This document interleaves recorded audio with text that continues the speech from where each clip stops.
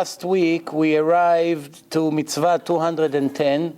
Just a quick announcement. On next Monday, I won't be here. I'm going to Canada, so I won't be here. But we're going back on schedule on the following Monday. In general, always before you come to a lecture, please check in my website on events. You have over there the schedule, and sometimes due to weather or anything like this, if the lecture gets canceled, then we put a note that you don't waste your time. In 16 years, I can count on one hand how many lectures got canceled, maybe 2 in 16 years from thousands, so it's very rare. And so, but still, sometimes there's a change in a plan or change of location, so it's always good to check. So I repeat, next Monday, I won't be here, but we're coming back on the following Monday. Okay, so the last mitzvah that we did, we were going about all the forbidden relationship in a Torah, all of them. And actually, we review the parasha Acharei Mot. There is a lot of forbidden relations over there in the Torah. We read it on Yom Kippur, in a mincha. It's an important time. And there's a list of all the Gilui Arayot, and to make sins with animals. That was the last mitzvah that we spoke about. Now we are going to continue 211.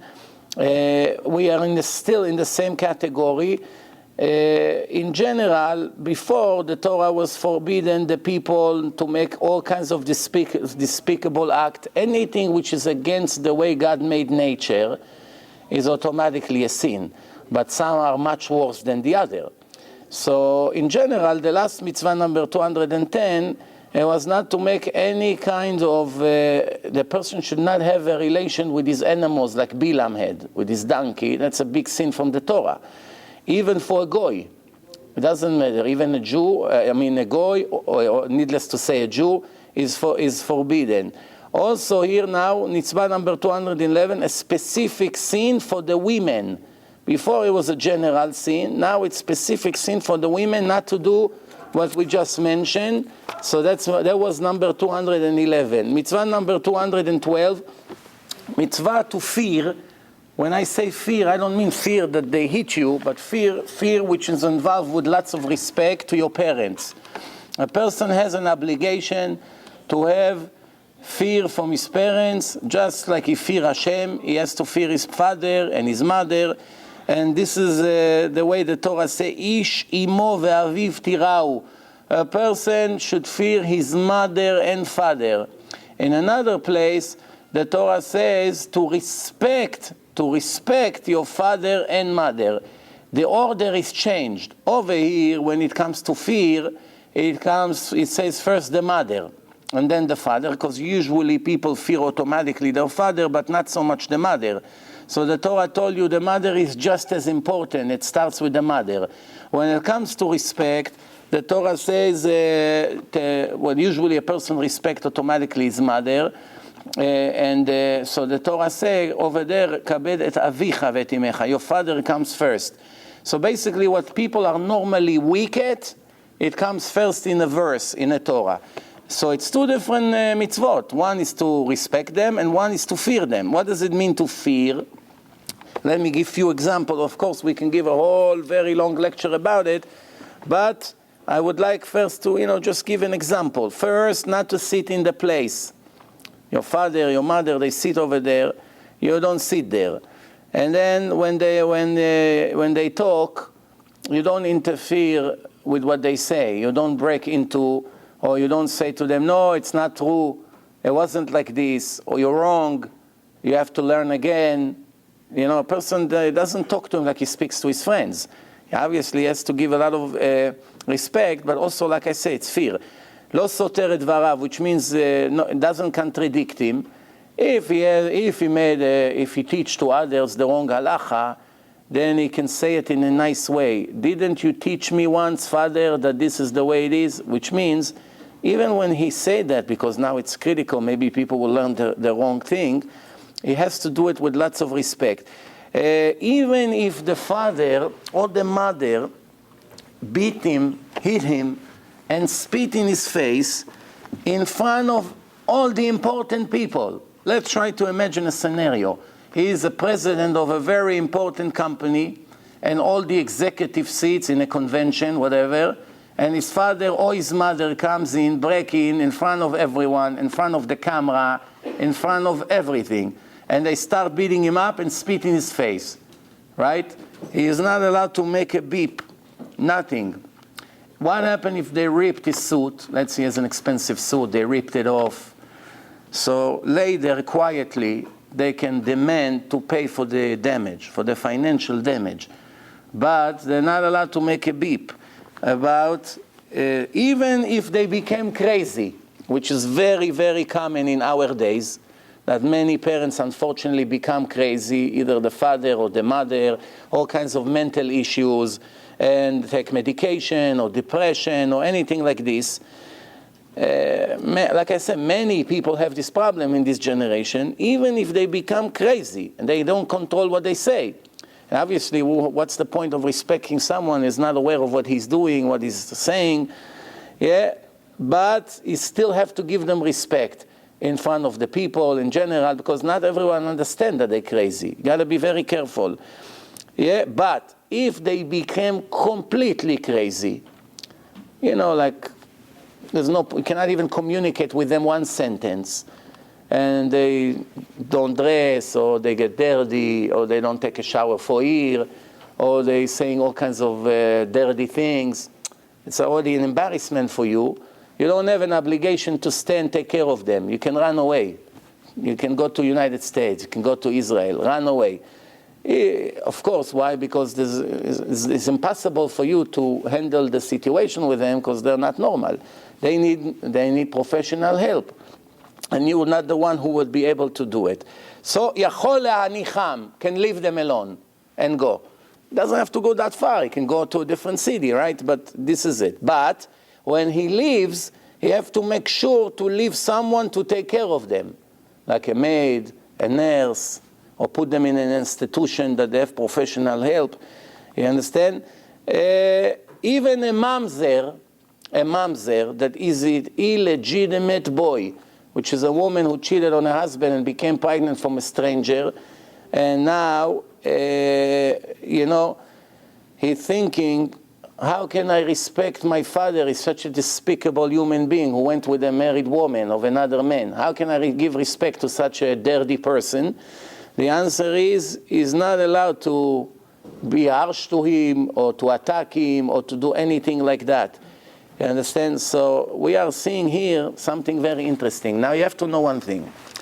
I know what I'm saying is a little bit sensitive, but there's an argument between top authorities in halacha if a person is obligated to respect his parents when they're wicked to Hashem, when they don't observe the Sabbath, they disrespect Hashem, they steal, they cheat, they do all kinds of bad things, and they are not respecting Hashem, and they're also telling him to do all kinds of things. If they tell him to do something against the Torah or against Chazal, then everyone agrees, doesn't have to listen to them. Not allowed to listen to them. But now we are not talking that they're forcing him to become secular or to violate the laws of the Torah. This, nobody gives permission. We are now talking that the father said to him, go get me this, go do this for me, cook for me, go get me that, go get me this. And this father is a rasha. According to the Torah, is a wicked person. There's a question if he has to give him respect or not.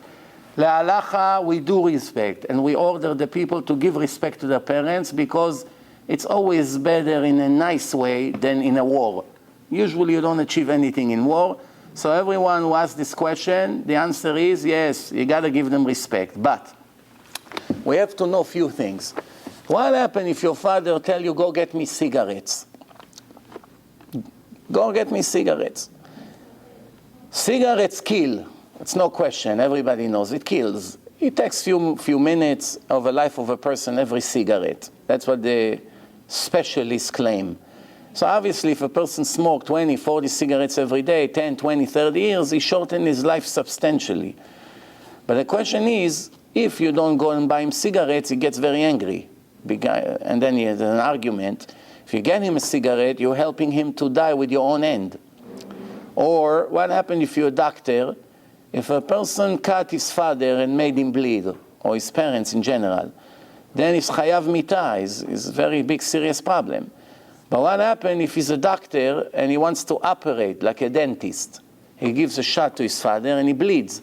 He makes him bleed, or his mother, or he has to cut surgery on their body, as now they have to take their clothes off. It's no respect. There's a lot of questions when it comes to it. In general, a person is not allowed to take any blood out of his parents. Nothing. Even if they give him permission, some say still not allowed.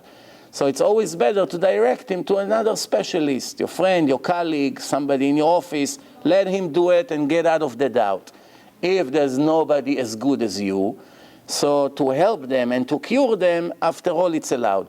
But if there is somebody else to do it, it's better they'll do it. Also, I give you another example. What happened if a woman wants to go to a gynecologist? Is she allowed to go to a man or no? That's a question now.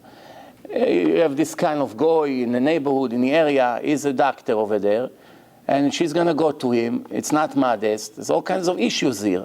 So the answer is, if there is a female doctor anywhere, even to drive an extra half an hour, that she's just as good as the male in the area, she must go to the female, not to the male. If they live in a place, I don't know, in Zimbabwe, there's no female doctors, only male. And there's nobody, that's it, nobody. Obviously, it can be all kinds of infection, problems, it's maintaining the health. Then in general, it's permitted because the doctor, this is his art, this is his work. Once he does it every day, the chance that he's going to be sinning is much, much smaller, even though there's always an exception to the rule, and sometimes you hear about things like this. So a kosher woman has to try to do everything she can, never to see a male doctor. Everything she can, even driving an extra hour, even waiting an extra month. Usually that's the case. Oh, you want to see the female? The next appointment is in 2 months. No, so 2 months, if I have to suffer another month waiting, I'm not talking life risk. Life risk, right away, amen, no question. I'm talking inconvenience. It's not so comfortable, whatever. Then female comes first. Now going back to our subject, so a person has to be extremely careful with the way he speaks to his parents. In our generation, the kids become 13, and many of them are not mature, and they talk very bad to their parents, and they're going to be punished for it. Even though Hashem knows that the 13 years old of today, it's like 3 years old of 2,000 years ago, like 3 years old in a mental state. But bar mitzvah is bar mitzvah. The law never changed. Bar mitzvah, you're a man already. You're responsible for what you do. So it's very, very problematic situation today. The kids, they're not capable of understanding every word that they speak to their parents, what punishment they are subject to. Plus, when the boy becomes bar mitzvah, father should never hit him. Why? He may return, throw something at him from anger, push him, beat him up, all kinds of. The older he gets, the more dangerous he gets. It's a problematic issue. To raise children today, it's almost impossible. You have to just hope that your son automatically is righteous, came to the world righteous and doesn't give you a hard time. If he's not righteous and you're attracted to negative things, you got to take the suffering, and there's not that much you can do besides crying to Hashem around the clock. I always tell people, some people are very frustrated when they're single. I have a fantastic way to cheer them up. Tell them, do you want to stand by me 2-3 hours of my schedule to hear the married people, how much they suffer? Come stand 2-3 hours, you see what's going on, hear some messages. Believe me, you're going to say, Hashem, shtabach shemo.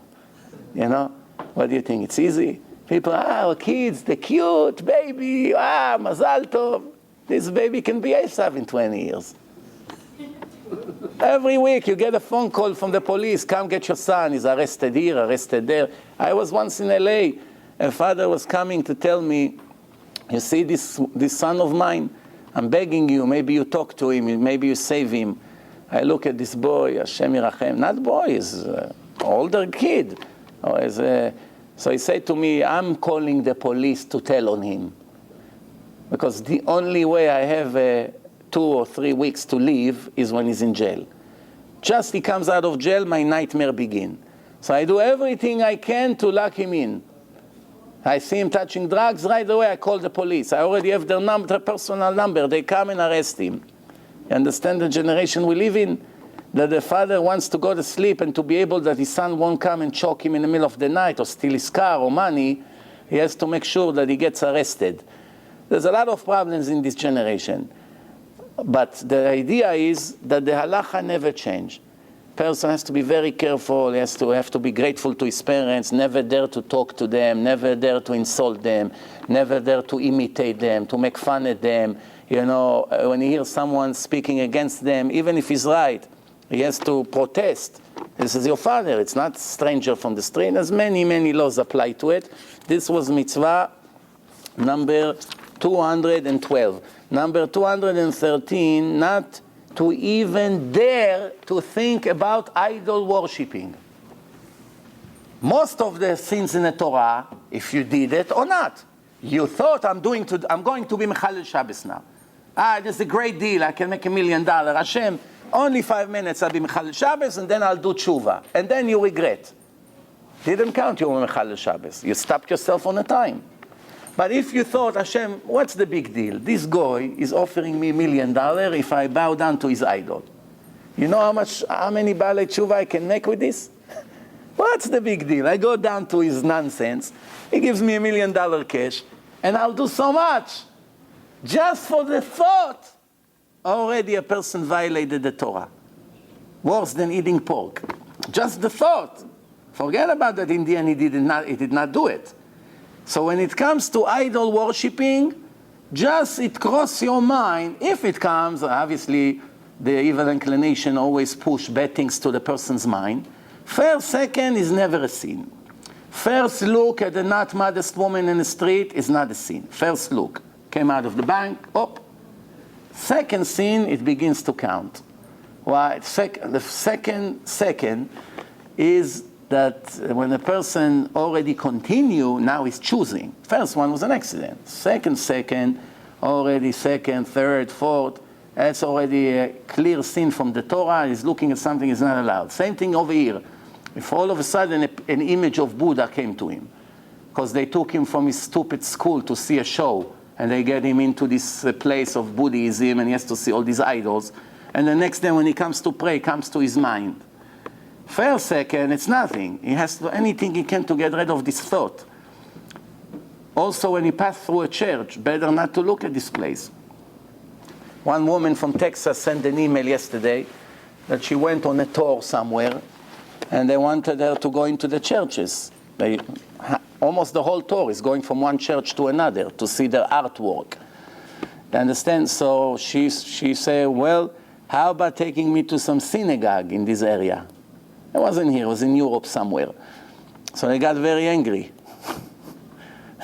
First, that she doesn't agree to come into the church.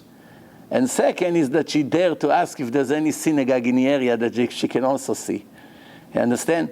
So this is it. So machshava, even the machshava, needless to say, when he talks about this idol, you know, I saw these Chinese people when they go around this idol and they dance and all these things, it's already a sin.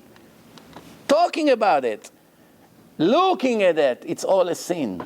Most people don't know it. They think, well, I'm never going to dare to worship this stupid idol. Of course not. Why? But to think about it and to talk about it, it's also a problem. Right? Why is it? Why Hashem is so strict that you can't even think about it? You can't even look at it. You can't even talk about it. Why? Because maybe it will attract you to follow their nonsense. You know how it is. Come on Sunday. The father is giving a speech. Come, we'll help you with the rent. Don't worry.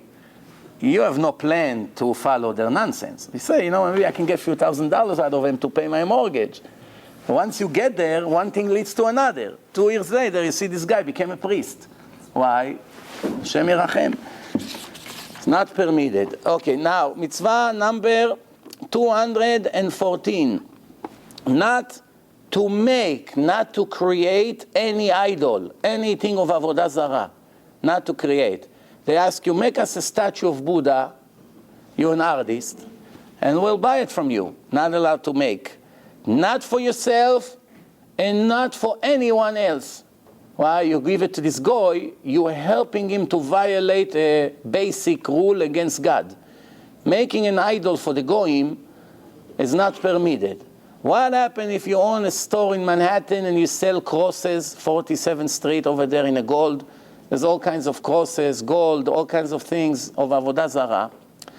So if it's just a cross, you're allowed to sell it to them. Why? The cross itself is not an idol. It's a symbol. It's like we have Star David, they have this. Once there is already an image of JC hanging over there, like this, waiting for someone to take him off, then it's already a problem. Now it's an idol. Now it's already an idol because they kiss it, they bow down to it when they see it. That's already an idol. And needless to say, if it's a big idol, or pictures, all kinds of things of Avodah Zarah, not allowed. Then, mitzvah number 215. Not to eat from the leftover of the sacrifices that it's called kodashim. When they sacrifice it, once every sacrifice has a limit. Up to here you can eat it. Then from there you have to burn the rest. From now on you're not allowed to eat from it. So the Torah say, lo ya'achel ki kodeshem, and then he says, kol sheba kodesh pasul, liten lo ta'aseh al achilato, which means this is now a restriction. It's a lo ta'aseh, it's a violation. Sometimes the Torah say in a positive language, sometimes in a restriction. Sometimes the same transaction appears in a Taryag mitzvot as two different scenes. One time it comes in a Torah in a positive way, like for instance, clean the chametz out of your home. And then it comes, do not have chametz in your home. Why do you need both? It's the same thing. One cover the other, no? Make sure you don't have chametz in your home. Don't keep chametz. It's a restriction. Clean the house from chametz. That's an obligation. Why Hashem needs to? First of all, it doubles the punishment. Second, there are different rules apply when it's a restriction or when it's a positive commandment to do. For instance, restriction is worse. It's also more difficult to make tshuva on it. A person has to sacrifice more not to violate a restriction than a positive commandment. You understand? So there's different things apply. And of course, it's very deep. But in general, over here, now we are talking a restriction. Now, mitzvah number 216, it's called mitzvat pe'ah. We have leket, shichecha, pe'ah. It's usually today apply only to farmers in Eretz Israel, but today it's not as is the time of Bet HaMikdash. But let me explain to you. Most of us, we are not farmers. We don't grow wheat, barley. We don't have trees, orchards, vineyards. We don't have all these things. So many of the laws that applies to these things in the Torah really doesn't touch us in our life, especially if we live in overseas. In America, it's exile. Then we have even less things to do. People who live in Israel, they have more. Farmers have much more.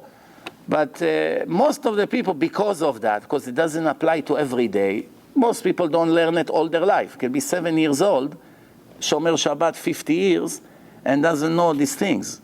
So that's an opportunity to get a rough idea what is all these things that the Torah talks about. For instance, the Torah says, "La'aniach pe'ah min ha'tvuah," leave some of the wheat. We'll soon explain how, and leave it to the poor and to the converts. Poor and the converts. Poor we understand. Poor has nothing to eat. He waits until you finish, stands over there. When everyone goes, he comes and eats. But why to the convert? The answer is a convert is just like a poor person. He's poor physically and he's poor mentally. Why mentally? He lost his parents, he lost his siblings, he lost everyone. He comes to a new world, he doesn't know anyone. People, for whatever reason, I never get to understand that. I mean, if you follow the Torah, you follow. If you don't follow, you don't. I don't understand why sometimes yes, sometimes no. That doesn't make sense.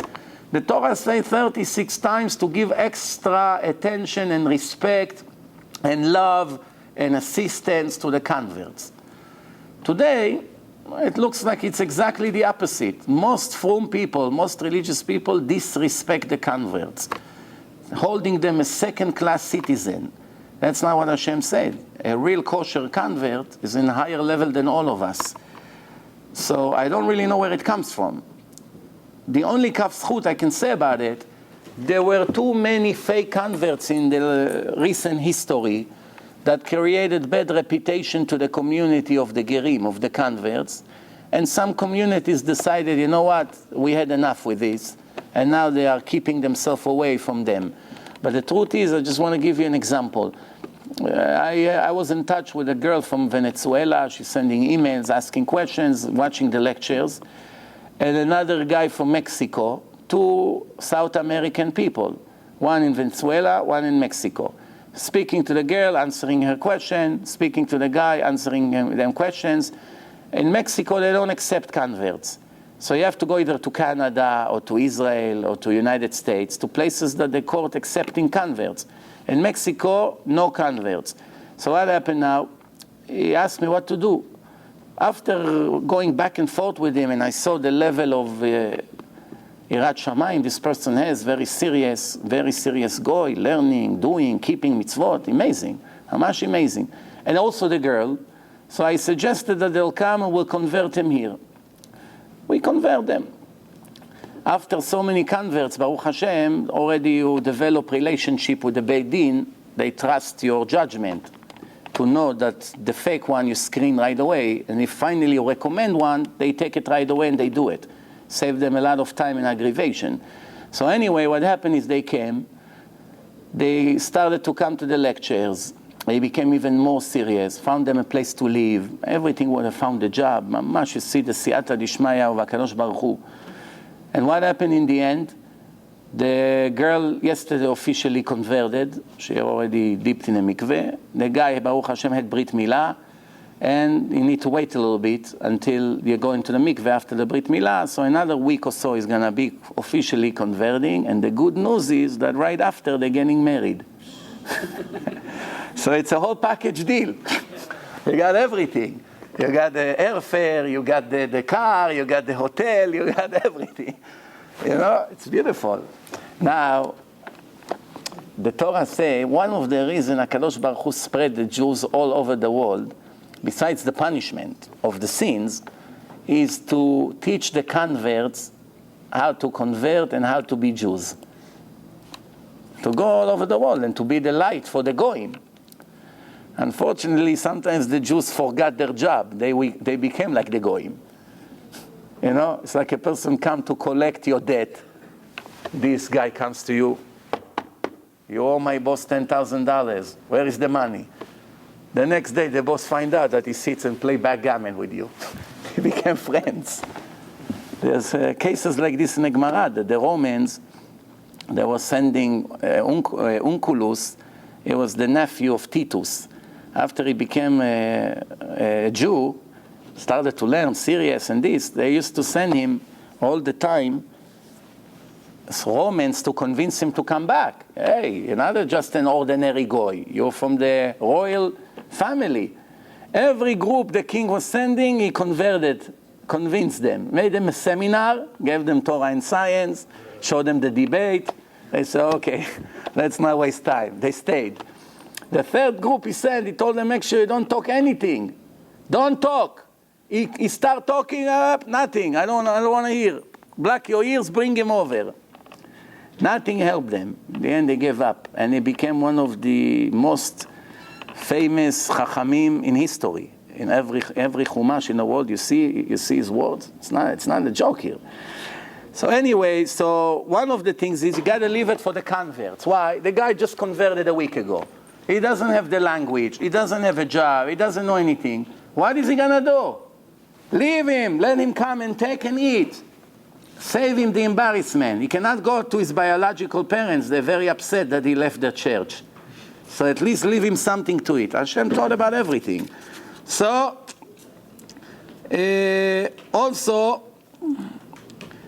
Sometimes the Torah talks about the converts, the orphans, and the widows.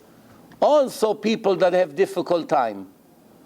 So for instance, when it comes to Maaser Ani, you know, the Torah says, Lager v'layatom v'la'almana, you leave it. Understand? So what is it, pe'ah? When a person cut his wheat, he lives in the corner of his field. He will leave a bunch over there. The Torah didn't tell you how much. Really, from Hashem's, it's up to your generosity.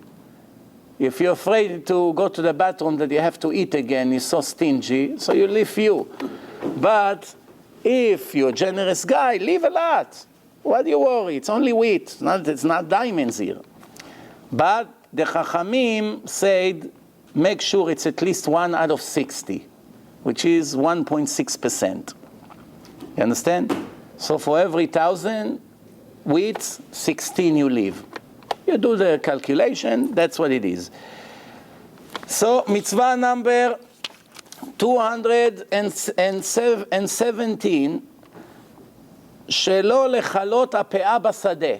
Here is another perfect example. Just before I say, leave some of the wheat, pe'ah, in a corner of your field for the poor and for the converts. Now the Torah says, don't finish cutting your entire field to the end. Leave some. It's the same thing. Obligation to do, restriction not to do. Same thing.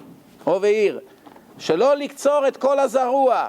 יעזוב ממנו שארית לעניים. Not to cut everything. Leave some for the poor in the edge of the field, in a corner. שנאמר, לא תכלה פאת שדך בקוצרך. When you cut it, don't destroy it everything. Just leave some over there. Mitzvah number 218, it's mitzvah that called leket. What is it, leket? Leket, you have to leave for the poor people. What is it, leket? It's what's falling. They used to have a tool, it's called magal. Magal, why it's called magal? Come from the word agol. What's agol? Agol means round.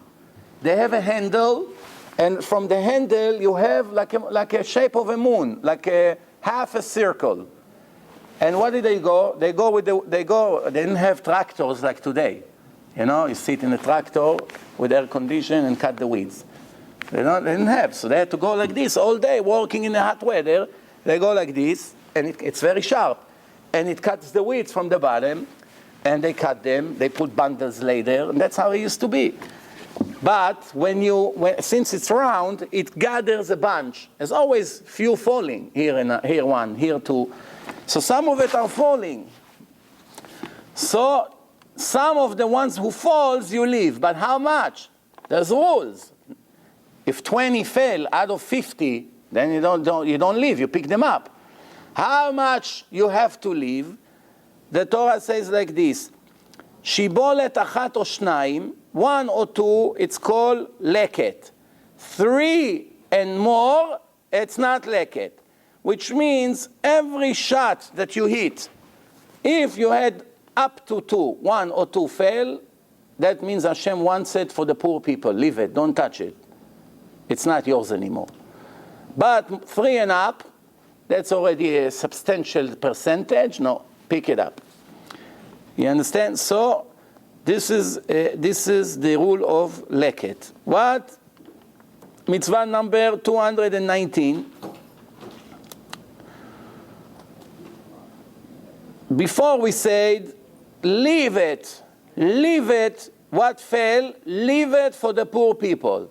Now, exactly the same, but in the opposite language, restriction. Don't pick up what fell. The Torah say, leave it for the poor, that's obligation. Don't pick up what fell, same thing.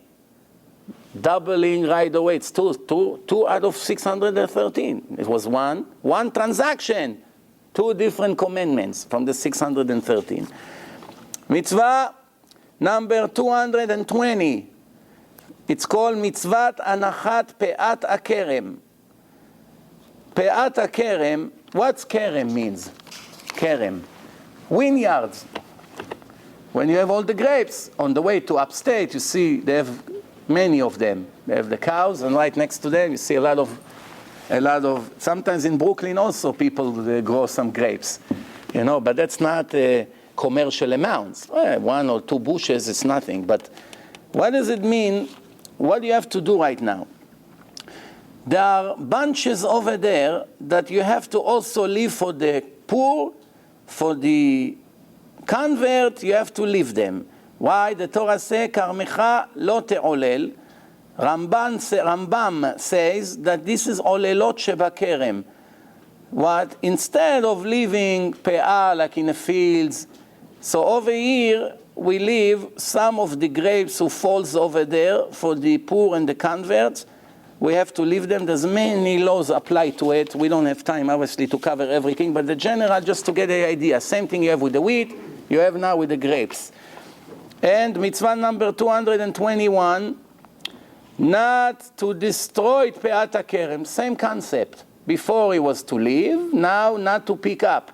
Lo lechalot, not to finish. Not to finish. Some of them, pe'ah, you leave for the poor people. Right? That's called pe'at hakerem. Then, mitzvah number 222, it's mitzvat anachat peret hakerem, to leave peret hakerem to the poor people. What does it mean? You see, so over here, sometimes the grapes fall when they bunch, like before what I meant, when they fall olelot, bunches, sometimes singles falling. So now the Torah says like this, מה שיתפרד ויפול מן הענבים בשעת פצירה. Iparet means singles falling, singles coming out of the group. Right? לעני ולגר תעזוב אותם.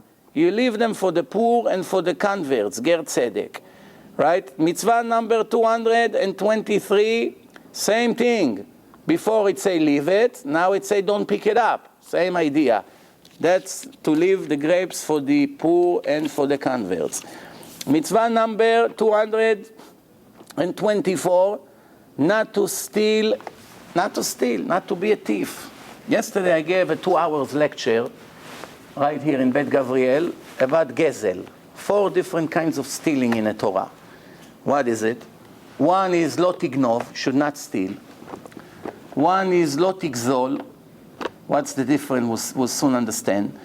One is chamas, to be chomes.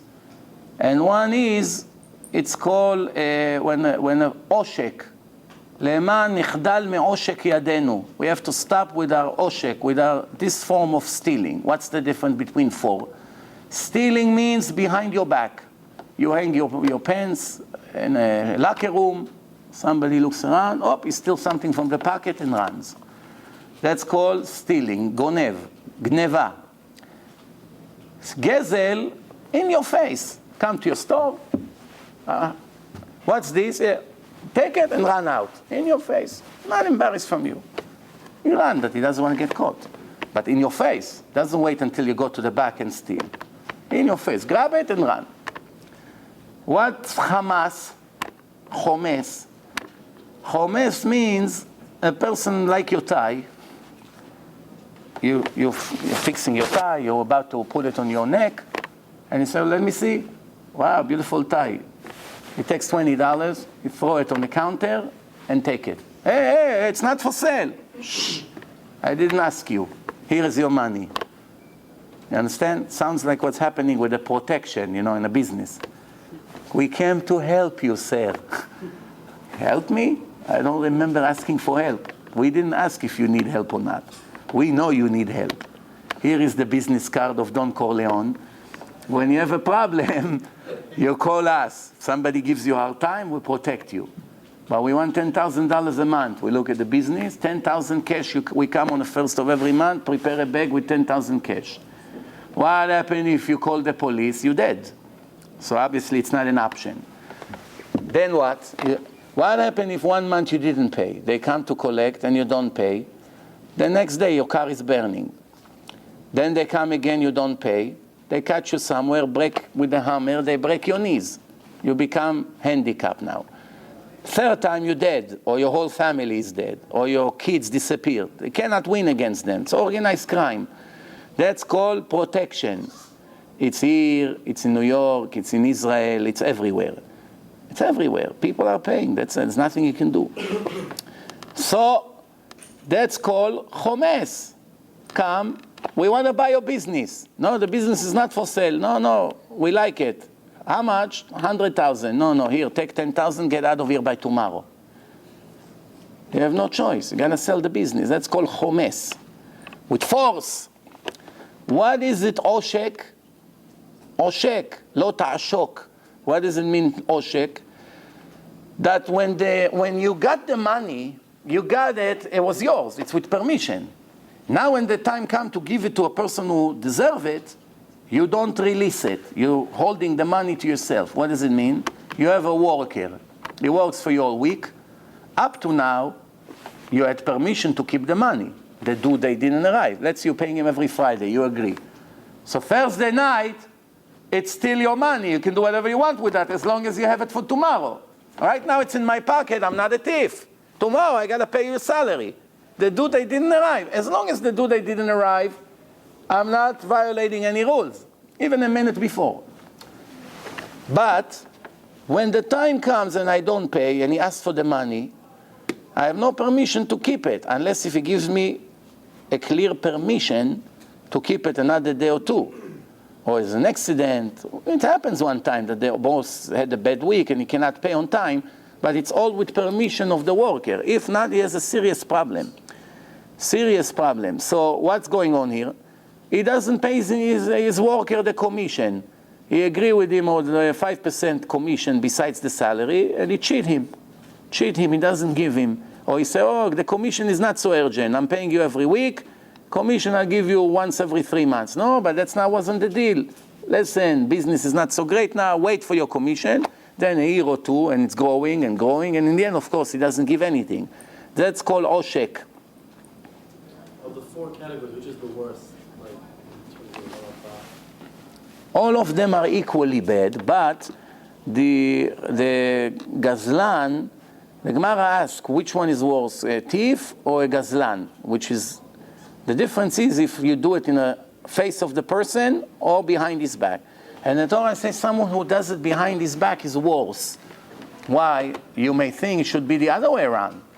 At least he's embarrassed for what he's doing, so he's hiding and stealing. What's better to come in your face and steal from your pocket? But the answer is, because the gazlan doesn't care about you, he steals in your face and doesn't care about Hashem. So you and Hashem is equal. He doesn't care about you, he doesn't care about Hashem, he doesn't care about anyone. The ganav, he cares about you, but he doesn't care about Hashem, which means you are more important in his eyes than Hashem. Because from you, he's afraid. But from Hashem, he's not afraid. Different point of view to look at things. We may think, oh, look at the thief, at least he's hiding when he steals. Doesn't steal in loud and clear. Yeah, but this is it. Also, you should also know, as far as punishment, the thief has the worst punishment. Why? Because if he get caught, he has to pay double. For instance, if he stole a cow worth $3,000, now he got caught, he has to pay 2 cows or 6,000. What happens if he make steaks from the cow? He slaughtered it, made steaks, sold it. Now they come, where's the cow? You ate it on Shabbos, Rabbi. What do you mean?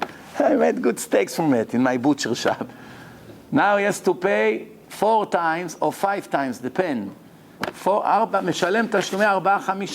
5 times. So what's going on here? We see that the thief having something that called knas. But there is a rule that if the thief admitted before he got caught, modeh al pi atzmo, it means he comes and say, I stole the cow the other day and now came to make tshuva now. Even if tomorrow we would catch him, the police is very close to find the thief, but he came to confess, all he has to do is to pay what he stole, nothing extra. Why? Once he admitted, there's no penalty, right? Many times we see in the Torah that the Torah urge the sinners to make tshuva, repentance, by giving them incentives. And where the Torah did not give enough incentive for the sinner to make tshuva, came Chazal, the rabbis, and gave those incentive. Thanks to that, we get saved. Because, for instance, in the time of if a person come and steal one screw, he come to your house, he saw a screw in a toolbox, and he took it. How much a screw cost? 5 cents, 10 cents, whatever. Then he built the Empire State Building, and your screw is on the 37th floor, in the living room of Donald Trump. One of the walls, your screw is right there. Then you come to him and say, I want my screw back. I know you stole it, I saw. He say, yeah, it's true. Let me go get you from Home Depot a screw. No, my friend, I want that screw. What do you mean? I'll get you a different screw, the same thing. No, my friend, I don't want replacement. I want that one. I want that stick. I want that table. I want that rug. I don't want replacement. I want the same one that you took. But it's inside the building. Your problem, not mine. From the Torah, you had to knock down the Empire State Building and give him the screw. Baruch Hashem, Hashem gave power to the Chachamim to make rules. Chachamim knew if that's what you're going to tell the thieves, nobody will return anything. They know how greedy people are. And they made a takana, a decree that called Takanat HaShavim.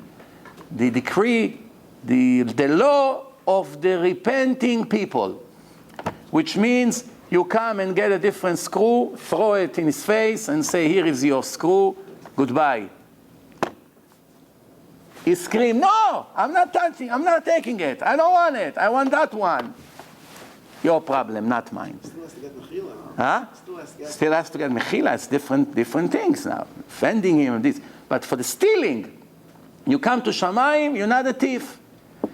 You have a problem, ben adam lechavero, that your friend is angry for what you did, whatever. But stealing, I don't owe anyone anything. I paid back. That's called Takanat HaShavim. Now, we're talking now about stealing. It's mitzvah number 224. Not to steal any kind of money, any kind of property, any kinds of anything that has a value. Now, many people make a common mistake. They think that you should not steal is in the 10 Commandments. That's not true. Then you should not steal in the 10 Commandments is talking about kidnapping people. Much worse sin. That's a matter of life and death now already. But you should not steal money. It's in Vayikra Yutet, Leviticus 19. That's where it's over there. It's in few places in the Torah. One of them is Leviticus 19, verse 11. The Torah says, Lo tignovu. And Chazal explained this is a warning for a person who steals valuable things. Right? And where does it appear also? It appears in Parashat Mishpatim in the Torah, when there's many laws in that chapter. It's appear over there. Anything that worth more than pruta, the smallest coin, I think today it's about a quarter or 20 cents. There's a pruta as a value. Everything that worth more than pruta, it's considered money. You can marry a woman with that. You come to your friend, girlfriend Rachel, I want to marry you, but I have a quarter. Would you take it? She say yes, she's married. You give her a penny, she's not married. So somebody would hear that and say, come on, Rabbi, what is this nonsense? A quarter is an insult and a penny is an insult. You come, you offer her a quarter, doesn't matter. Up to here, it's considered money. From here, why? When a quarter falls from your pocket, you bend down and pick it up. 99% of the people are still doing it. When a penny falls, nobody picks it up. Penny, where is it? I'm going to start look for it. No, it doesn't worth my time. It doesn't have a value. What happens if a person stole half a coin, which is not a violation from the Torah yet? It's not allowed from the Torah either way, even less than this. But as far as obligation to return, less than kepruta, you don't have an obligation to return. To steal less than that is also stealing, but there's no obligation to return. So what happens if every day you come and steal less than the minimum, half of the minimum, tomorrow half, over the years you bought a house. This is what Sodom and Gomorrah, Dor HaMabul, they used to do it. They used to steal less than shve pruta constantly, all the time. Every few hours, they steal a little less. And they say, nobody cares. For instance, they come to your fence. You have a fence around your house. And somebody wants to clean his teeth. So he needs a toothpick. But he doesn't have. So what does he do? He comes to your massive, big wood fence and chip a little piece. It's anyway half chipped. He chipped a little piece and clean his teeth. And the owner is screaming, he has a $20 million house. You thief! So why? It doesn't worth a penny, bichlal. What's this? He says to him, yeah. But imagine if 1,000 people that passed here every day, each one of them will take only one little toothpick. What's going to happen with my fence? You got the point? So the question is it joined together to become a massive violation, which means you have to be reincarnated again to return it after you died? Or, bottom line, will it prevent you from entering heaven or not? Why? The rule is if you owe something to anyone, no matter how righteous you are, you cannot go to heaven. You have to come back in reincarnation, and Hashem directs you in life to give it back to the people you owe. So if you only took less than a quarter in our days, 5 cents, nobody cares. But what happens if the owner finds out that you took it 500 times from him? Every day 5 cents from his register. Is now considered that you stole $20? No, or each transaction was dismissed. It's big arguments between the Chachamim. It's not so simple. Some say no, it's not joining together. You still need to make tshuva and ask Hashem to forgive you, because a person should never take anything that is not his, no matter what. But do I have an obligation to look for that guy and return it to him and calculate more or less how much I took? No. Some say yes.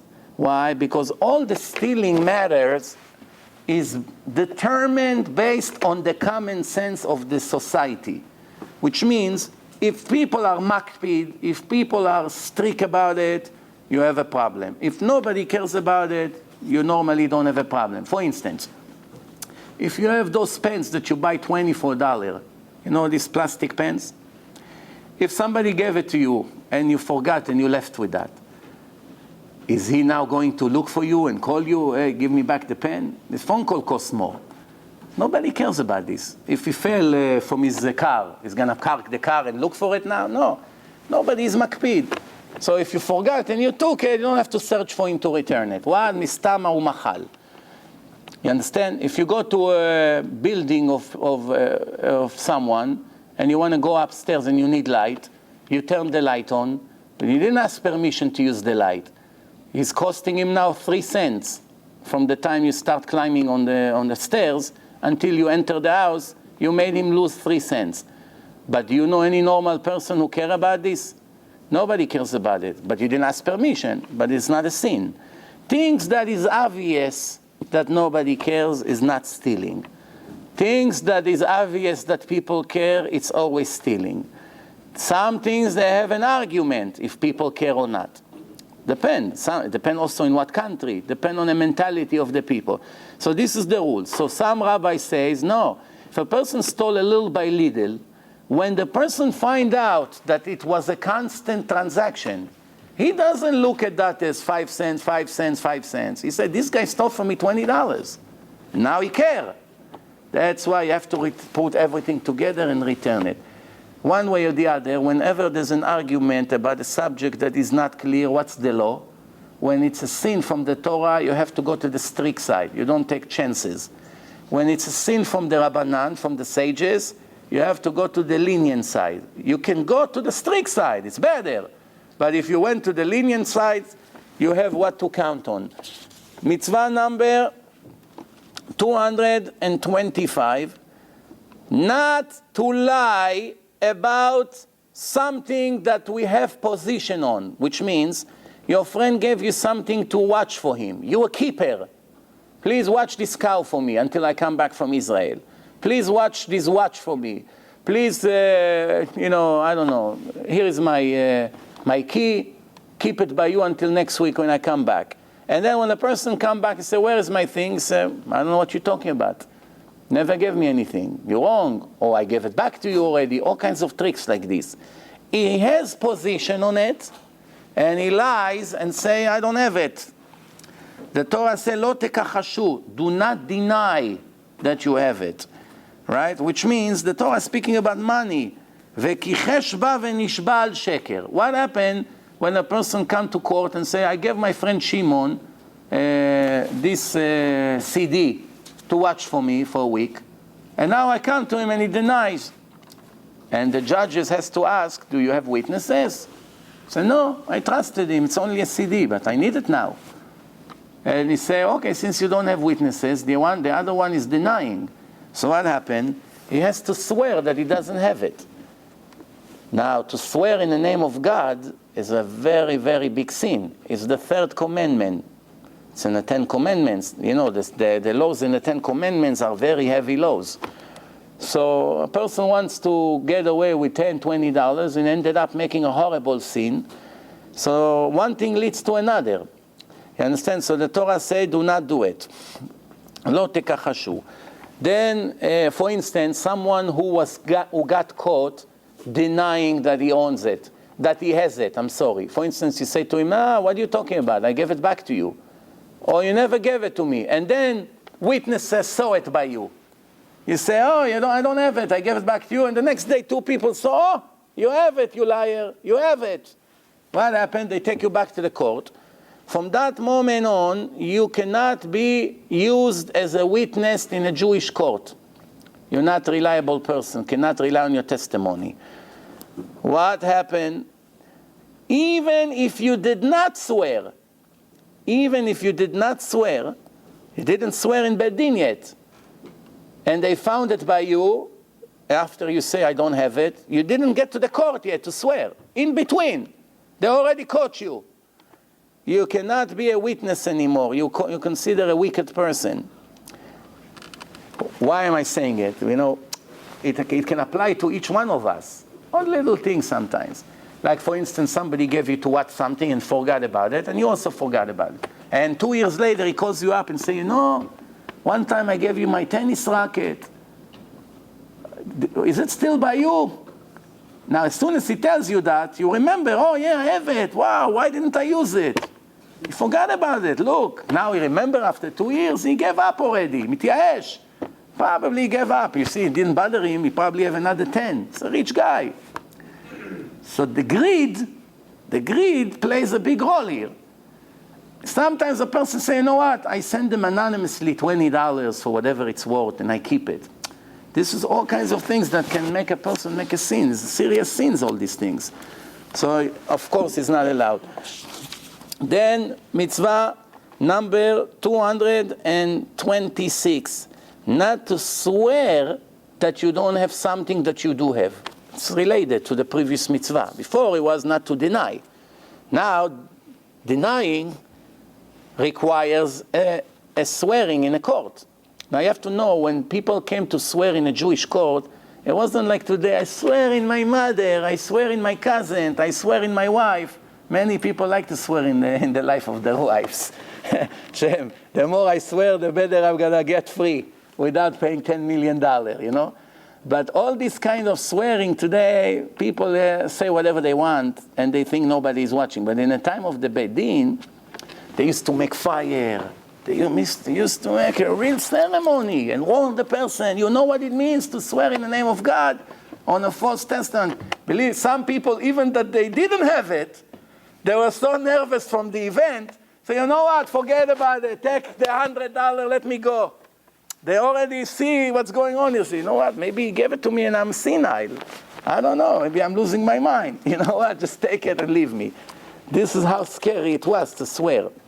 The Gemara brings a story about 2 friends, used to be friends until that court day, that one gave money to his friend and now he came to collect. And the guy denied.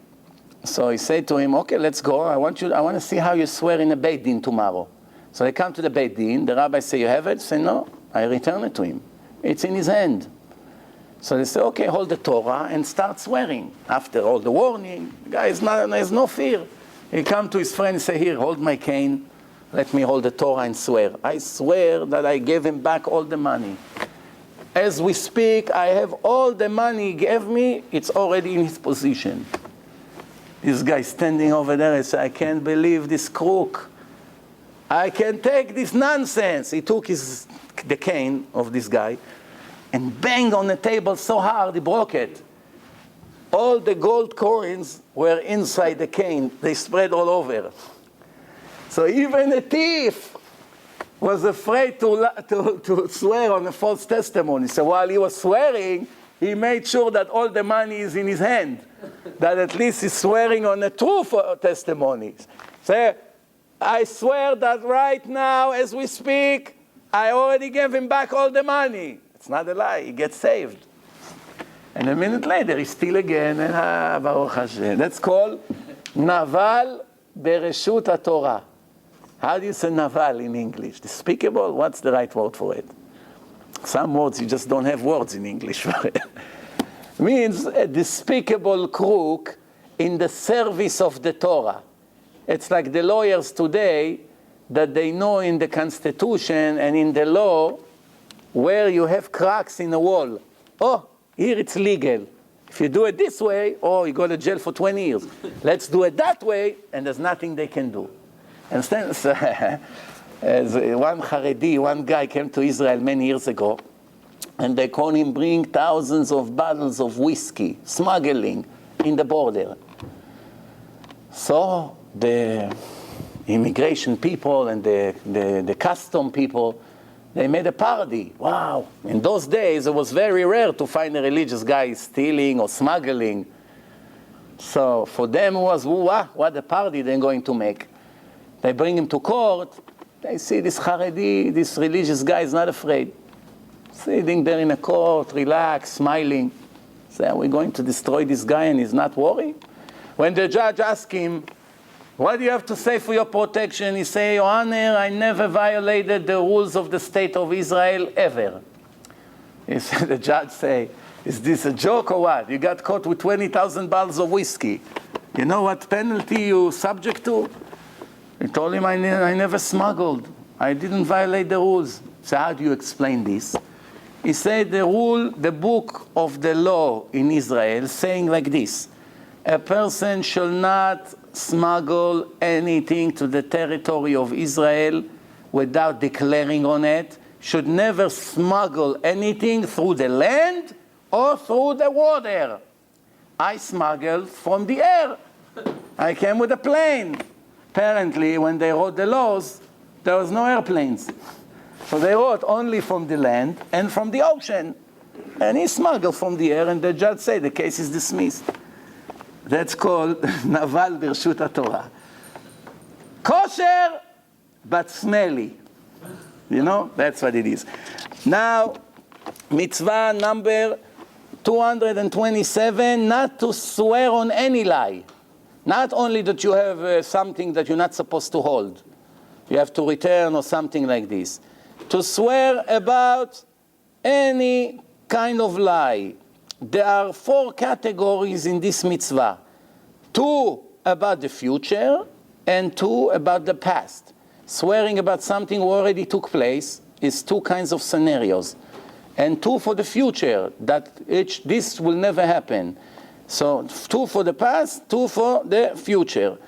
And now we are entering a little, I'll give you an example. For instance, it says like this: I ate, I swear that I ate.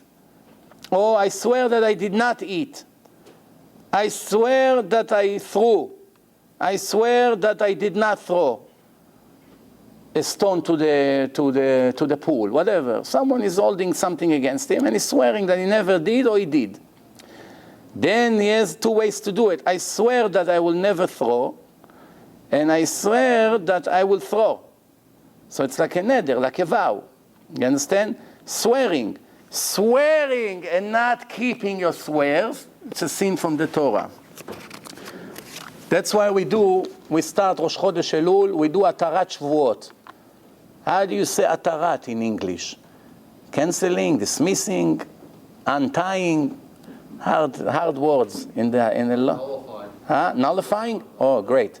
Nullifying the swearings and the vows. It goes together. We do it Most people start already to do it Rosh Chodesh Elul, first time. Then Erev Rosh Hashanah, the morning before the Rosh Hashanah evening, which is the Judgment Day, which comes in 3 weeks. And one on Yom Kippur morning, before Yom Kippur start in the morning. And the last one is in Kol Nidrei. When Yom Kippur start, we're holding the Sifrei Torah and everyone crying and hugging the Sefer Torah. What are we singing? Kol Nidrei, it's in Aramaic. All the vows and the swearing and the promises and all that we made will be dismissed and canceled. This why you want to come in front of God and praying, and you owe and you promise and you didn't keep. You have a list of problems. You got to clear them out first. So this is nullifying the swearing. But if you owe money, you can nullify the promises you made as much as you want. It won't help you until you give back the money. You owe, you have to pay. Somebody gave you a loan, you're not paying. Oh no, I nullify my promise. Doesn't help. You're gonna pay back what you owe. Unless if you had Shnat Shemitah, that's a different story. Shnat Shemitah, every 7 years, it dismissed everything. That's why people go to the Beit Din before and make a declaration. It's called prosbol. Hillel HaZaken made that law that now you don't owe me, you owe the Beit Din. And when you owe the Beit Din, they owe me. You understand what we do? I will be forced to dismiss the loan because Shnat Shemitah is coming. Look at the kind of faith that people are required to have. Someone owe you $1 million.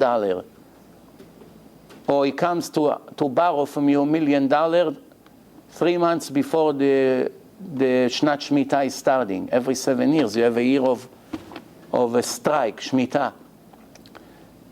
Who is going to give him the money? Are you crazy? I'm going to give you 3 weeks. I'm going to have to reap the star. I cannot collect from you. So people didn't want to give loans. But up to a certain generation, people actually gave loans shortly before the year starts. Shortly they have to drop the loan. And they gave to the poor people. Eventually they started to see, well, whoa, this guy comes to me. Come back to me right after. When the Shnat Shemitah already come, after that you come to me and I'll give you the loan, no problem. Like this I have 7 years time to collect. Come to me 2 months before, how am I going to collect? So Hillel saw that the rich people stopped giving loans to the poor. Nobody wants to give. The closer you get to the Shnat Shemitah, less and less people giving. We had to make that decree that don't worry, you get it back one way or the other. If not directly, you get it through the Beit Din. That's called, the agreement called prosbol. Same thing, they made heter iska. When 2 Jews wants to give a loan one to each other and charge interest is not permitted. Not permitted to give interest, not permitted to receive interest, not permitted to be a witness in an agreement when 2 Jews are making an agreement that one will pay interest to the other, not allowed to make a shidduch between 2 Jews. Hey, Reuven, you need money? My friend Shimon is looking to invest his money and make interest. Come tomorrow to my house, we'll make a meeting. And because of you they did, it's also a violation. So even the person who pays interest gets severe punishment. Nevertheless, the one who receives. So since people knew it's not allowed, nobody wants to deal with Jews. Let me deal with the goyim. The goy, I can charge interest. When I'm going to give money to my friend, help him in his business, I'm not allowed to charge him interest. I'll give Vini and charge him interest. And I take his house as collateral. Vini doesn't pay. I get his house in Bay Ridge. It's mine. It's no problem. Why should I give Yosef? I cannot touch his house. So that's what happens. So the rabbis made a partnership agreement. It's almost the same thing. Same lady with a different dress. You got the point? It's really the same. You give him $100,000 and you receive $2,000. But you defined it in a contract that you are making X amount of percent from the profit of the business. Now, how do you protect your investment? You're right that the first profit that comes in the business up to $2,000 is mine. All the rest above it is yours. This is the way the partnership is. Which means if the business made, I don't know, $3,000, you gave him a loan, you took $2,000 and he left with $1,000, which is not even enough for him to to do anything. Why? Because the first 2,000 is mine. Everything else is yours. What happened if there was no profit at all, not even $1? That month you lost $2,000. You cannot get it next month. 4. That month you're a partner. The business did not make profit. So how you overcome this problem? If he has other businesses, he opened now a store and he needed a loan for that pizza shop. But he has a auto repair place besides that. So you tell him, you want to get a loan from me? Fine. But I'm a partner in everything you owe. Not only in a pizza shop. I'm not taking a risk if your store will be busy or not. I want to be partner in all your businesses. Your gold business, your auto repair, your real estate, and in a pizza shop. In between 4 or 2 or 3 businesses that you own, the first 2,000 that comes in either one of these businesses, or all of them combined, is mine. So you minimize your chance to lose. But it's a legitimate partnership. What happened if the mafia came and burned all his businesses, and assume there's no insurance, and he lost all his money? You lost your money. But if it was Vinny, you say, Vinny, I'm very sorry, move out of the house. I have the deed, get out. You didn't pay the money, the principal. Have mercy on me, the mafia burned all my businesses. But your house is now mine. But with the Jew, he cannot do it. Because the house doesn't bring profit. He lives there. It's not a business. It's a big problem. So the only way that people really do give loans today is with the way I described. The Chachamim made this agreement of partnership. Heter means permission. Iska means deal. Deal's permission. Instead of loan, we're making it an official investment. But for many big rabbis I heard, and I'm telling you that it's 100% legit, that even if you do this and you're not violating the rules, because Chazal made this official agreement, there is no blessing in this kind of profits. No blessing. If a person make pure interest without this agreement, just give a loan and charge interest, it's just a matter of time until all his businesses will collapse completely, always. That's one of the most clear punishments that Hashem gives. Sometimes you don't see the punishment. Mechalel Shabbat, age 90, still driving his Rolls Royce in Ocean Parkway on Shabbat. But this kind of businesses, mamash, one by one, I saw it in my own eyes. Everything collapse. Can be 20 years profit. Ooh, he looks like a millionaire. In the end, 2 or 3 people calling him like Madoff. People were making a lot of money with him, giving him more and more and more. He was playing hard to get, paying 12% interest. So it looks like, wow, I put $1 million by him, I make $120,000 not doing anything. Let me put another $2 million. Now you make $360. Let me put another. Everything he gave you, you reinvested. And now after 20 years, you have $50 million by him. It was $2 million in the beginning, now it's 50. And what happened in the end? Everything is gone, and you get a heart attack. This is what happened to these people in the end. Why is the Jew, you a Jew? Big problem. You understand? Okay, now, so mitzvah number 228, shelo la'ashok. Remember I described before what oshek is. You're holding something that came to you with permission, but when the time comes to release it, you hold to it very tight. And you're forcing the person with all kinds of deceiving and tricks. No, come next week, call me next week, go check if I'm in the kitchen.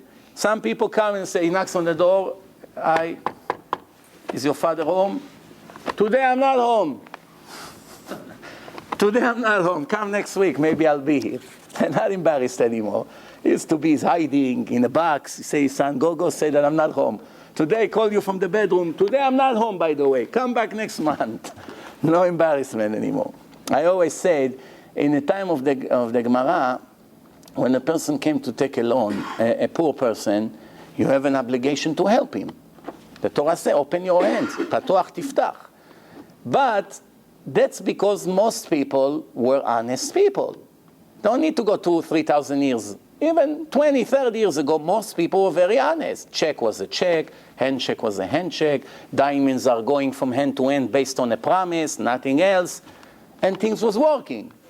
Today, if you don't have 50 different kind of protections, disagreement, pictures, video camera, that, bringing that, taking collateral, making the lawyer, deeds, that, and in the end you lose your money. Somehow he doesn't pay, and there's no way to collect. Something you didn't think about. Why? Most people are crooks. So the certainty, the chazakah is changed. It's a very problematic thing, is what I'm saying, but it's 100% correct. The Torah say to help the poor. They want a loan mitzvah to help them. Today it's not so simple. Why? Every poor who comes, there's 90% chance he'll steal my money. What mitzvah? I worked 20 years and saved, now I'm going to give it to him to steal? Before, it was almost for sure he's going to return it. He works, he pays $100 every week, as we agreed. Now, as soon as he gets the money, he doesn't answer your phone call a week later. This is what happened everywhere. So chazakah she'anashim ramayim. A person that is chazakah, that is the crook, there's no obligation to help him at all. Not allowed to help him bichlal. You have your children to help too. It's a very problematic thing. But I'm now talking about the official laws of the Torah. So, one of the ways of the people who like to be oshek, means to send them back and forth. Come next week, come, not today, call me next week.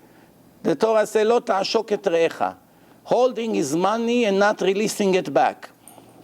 Or, koveh schar sachir, don't pay the salary, or commission, right? Or something by him arrived to you accidentally, and you have an obligation to return, and you're not returning. You're holding until he gives up. He surrenders, right?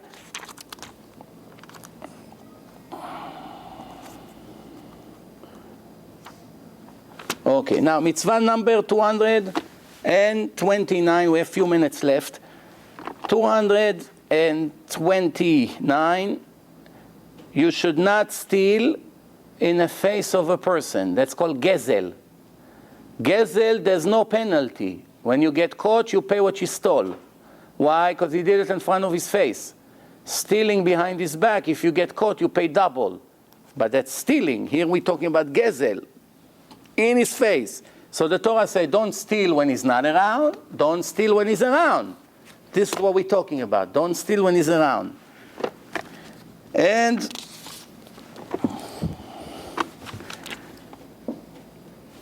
mitzvah number 230, don't delay the salary of your workers.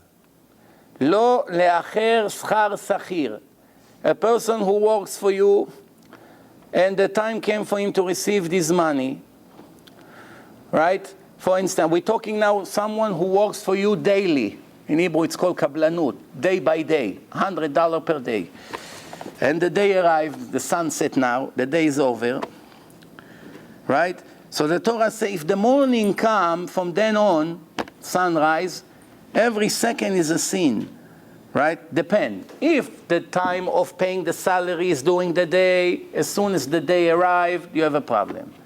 If the time of paying the salary is at night, depend on the nature of the job or whatever, it's a night work, day work.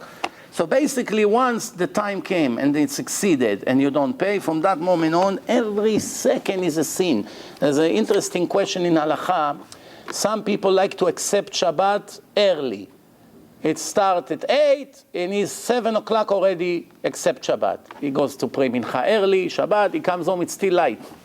What happened? He went to shul, he prayed Mincha, he prayed Arvit, he sang Lecha, Dodi, everything is fine, he come home, the food is on the table, and now he remember, oh, Moshe, my worker, I told him to close the store after I left, and I promised him that on my way to shul, I dropped the money, his salary, and I didn't pay him. Wow, I have 10 minutes before officially Shabbat is starting. Officially. It's 10 to 8 now. For me, it's Shabbat, 50 minutes already. Once you accept, you accept. You cannot drive, you cannot do anything. Shabbat for you. But all the people still driving the car in your neighborhood, coming back, going, they didn't go to pray Mincha. They accepted an official time. What do? You must find someone of your neighbors, one of the Jews that still did not accept Shabbat. Give him quickly, come. Here's the money, take it, run to this guy. I'll pay you for your efforts. Run, give it to him before Shabbat starts. One Shabbat officially start, every second is a sin. What happens if everyone in your town except Shabbat at 7? All around, there's nobody now to find. You got to find a goy and pay him for the efforts to go and pay. Even if the salary is only $100 and the goy would ask you $70 for the job to go and do it, you have no choice. You got to pay on time. What happens if you don't have a goy? Big problem. You have to violate Shabbat and go and pay it to him. Why? Because for you Shabbat is not official yet. It's only the Rabbanan. Really Shabbat didn't start. You accepted it. But you must from the Torah give him, because every second is few sins. Every second, and by tomorrow it can be 5,000 sins already. To pay him. Unless, if you can run quickly to his house and apologize and ask him permission. Oh, I'm so sorry. I know I promised you. Forgive me, please. I'll pay you tomorrow. And you cannot give him interest. You cannot tell him tomorrow I'll give you extra $20 for the inconvenience. It's a lot of laws. It's not so simple. That's why a person, I know one guy here in real estate. I used to be my roommate 20 years ago. He wasn't religious then. He's not religious today, but he's much more traditional today. But 20 years ago, he had nothing to do with religion. He lived few years in Germany. He's one of these Ashkenazi yekes, but secular, not the religious one, secular. A person that has very interesting manners between him and to other people, and also naturally very honest. Just came the crisis in real estate. One office after the other collapsed. He is the only one that when everyone collapsed and went bankrupt and lost everything they had, and now they owe millions to the bank, and many of them escaped back to Israel because they lost everything, 20 million, 50 million, whatever they had, buildings, houses, everything left like that. Real estate died. He's the only one that business never stopped booming by him. Why? He has something that all of us has to learn from him. Once he say, I'm buying it, that's the price, no matter what, he keeps his word. Once he say to the worker, this is what I'm going to pay you on that date, he sold, he didn't sell, he pays. Very interesting. Once I know a person that he agree with him that he will sell him a lot here somewhere for X amount of money. After the calculation, the person who was selling, he was under pressure to sell the lot. The deal was agreed already. The next morning, he was supposed to give him the money. He called him up the day before. They agree on the price. That's it. He cannot back up. All the papers were signed, everything. He told him, I calculated and I found out that I'm losing few thousand from my own pocket. Every other person would tell him, what do you want from me? We agree on the price. That's it. I bought it already. So how much you lost? Told him, I think $4,000 or $5,000 more. He say, if I give you $5,000 more, you'll be happy? And I'll make you feel good about the deal? He say, yes. Say, no problem, I'll add it to you. The papers are signed already. Not religious guy. And he paid him back the money. Everyone died in real estate. He's the only one who grows, and the banks are begging him to give him money. 21 years. He started as a salesman, and today he owns one of the biggest offices, and business continue to boom when everyone in America almost have no food to eat. And he's booming. And think about it. All the business in the area went to him because there's not that much business. Everyone closed. But he continued to buy and expand against all odds. Honesty, integrity in the long run is the best thing to do. The best. In the short run, you progress slowly. And all the sharks, the thieves, it looks like they grow fast. But the higher you get, when you fall, it's much more painful.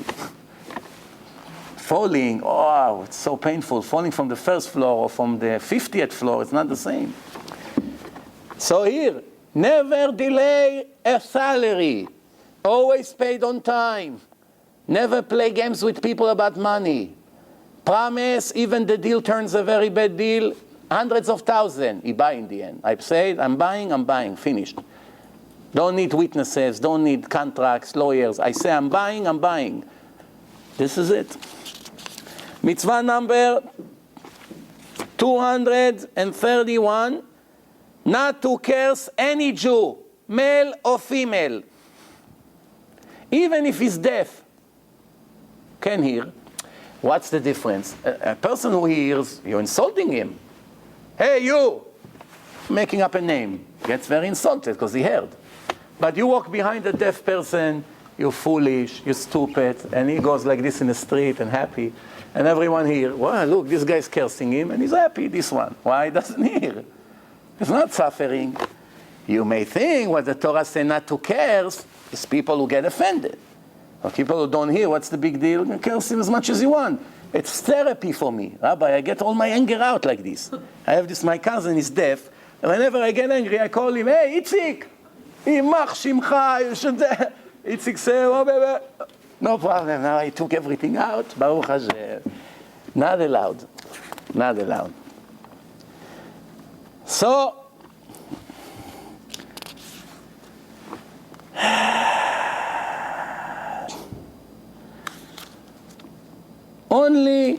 only someone who is alive, right? The Torah spoke about. But what happens if you curse the person that is dead already? That's a different problem. But the cursing it's not applied to someone who is dead already.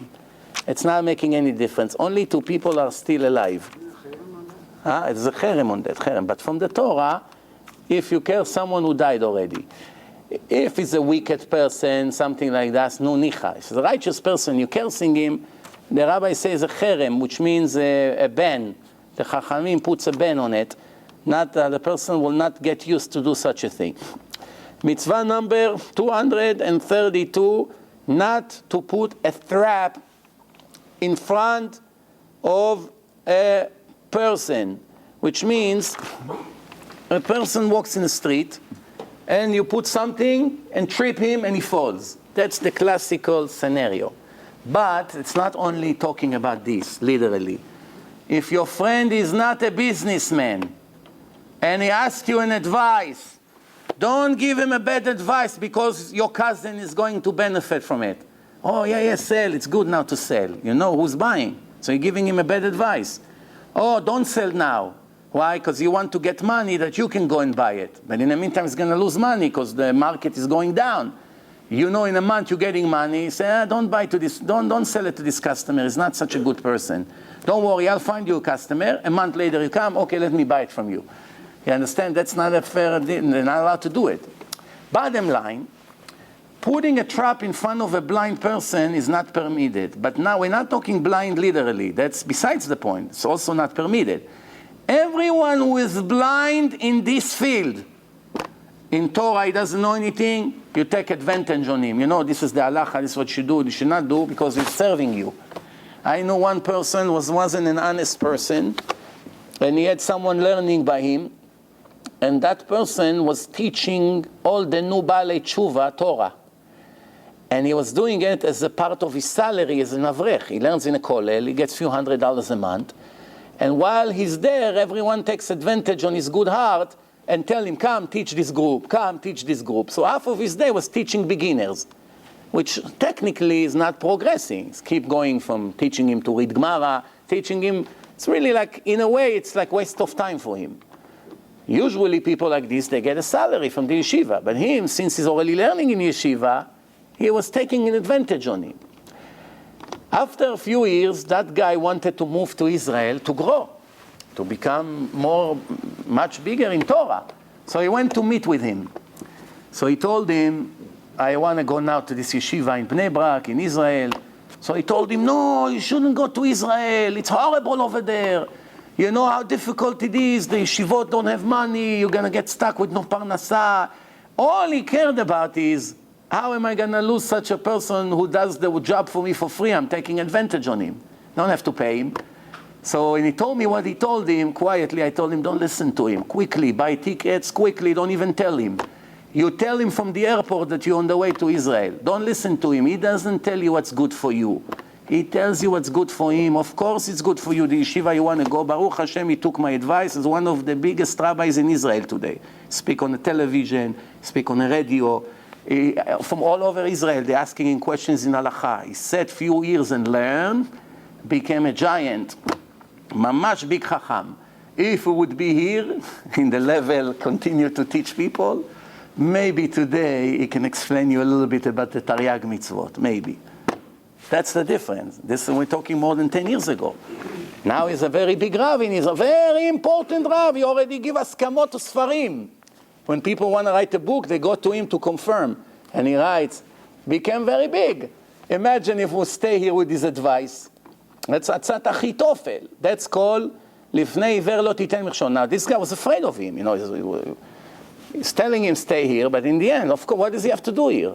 Well, he's already in a level that he has to move, not to yeshiva of Baalei Tshuva, to yeshiva of top learners. Over there, what you do here in a week, you do over there in a day. After a year, it's a massive change in your life. And exactly, that's what happened. Then, mitzvah number, mamash few more minutes, mitzvah number 233, not to do avel b'mishpat. Not to be not fair in the judgment, in a trial. What is the avel? What is the avel? The Torah says, lo ta'asu avel b'mishpat. What's the right word in English for avel? Avel, when you do something not fair to someone. How do you call it in English? Avel. Avel. Not a fair, not a justice, not against justice. Right? For instance, you are delaying the trial. You're supposed to be a witness, and on purpose you're not showing up, playing tricks, pretending you didn't get the papers, and this person losing rent. The more times he's losing. Or you're playing all kinds of tricks, and somebody is getting affected from this. That's called lo ta'aseh avel b'mishpat. For instance, a testimony, and you on purpose go to overseas, that by the time you come back, maybe they give up. And in the meantime, the crook will get away. Why? Because you like this guy. I don't know, he did you a favor. Whatever the case is, all kinds of things like this. It's a very large range of things that it's avel. That's called lo ta'asu avel b'mishpat. Mitzvah number 234, not to respect a greater person in the judgment. If you're the judge and you have an ordinary person and a very important prime minister, or a very important rich person, or a very big rabbi, what happened to the judges automatically? When the ordinary person wants to speak, wait, don't talk now, we're busy. But if the rich one wants to say, excuse me, judge, I want to say something, yes, your majesty, yeah, no. On the street, yeah. In front of the judge, you are zero and you are zero. The trial is over, everyone gets back the respect they deserve. But right now, you talk, he talks, the same. I listen to you, I listen to him. I don't automatically take your side. Why? I have to be a fair judge. That's called lo lechabed gadol badin. Not to give extra respect to a person, even that everyone gives him automatically respect, and even you, out of the courtroom. The Torah says, lo te'edar pnei gadol. You say, he's a rich guy. His father was the very big Rav. How can I not give him respect? His father was a very big Rav in our city. Gotta give him respect. He's from important family. Not in a court. On a street, yes, but not in a court. Now, 235, and this is it for today, I think, the last one. 235, an obligation of the judge to judge injustice. Betzedek tishpot amitecha. You have to do fair trial, fair judgment, which means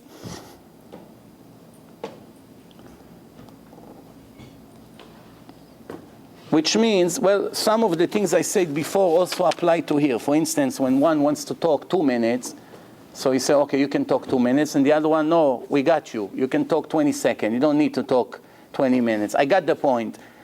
Automatically already come with opinions. This guy, we know who he is. Look how he dressed. Look how this guy is. Okay, listen, you're talking not to the point. Sometimes you see it in a secular court is very common. You come with beautiful tie, and a nice jacket, with an important lawyer. The judge is talking to you in a very respectable way. But then this guy looks, ripped jeans, this, one of the brothers like this. Right away, the judge already 90% decided before he opens his eyes. Excuse me, Mr. Williams, I don't have time for your nonsense.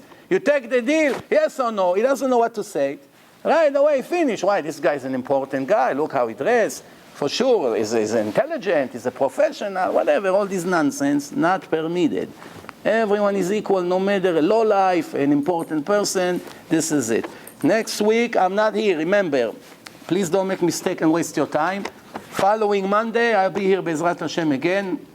And thank you very much. We'll see you. Call 2.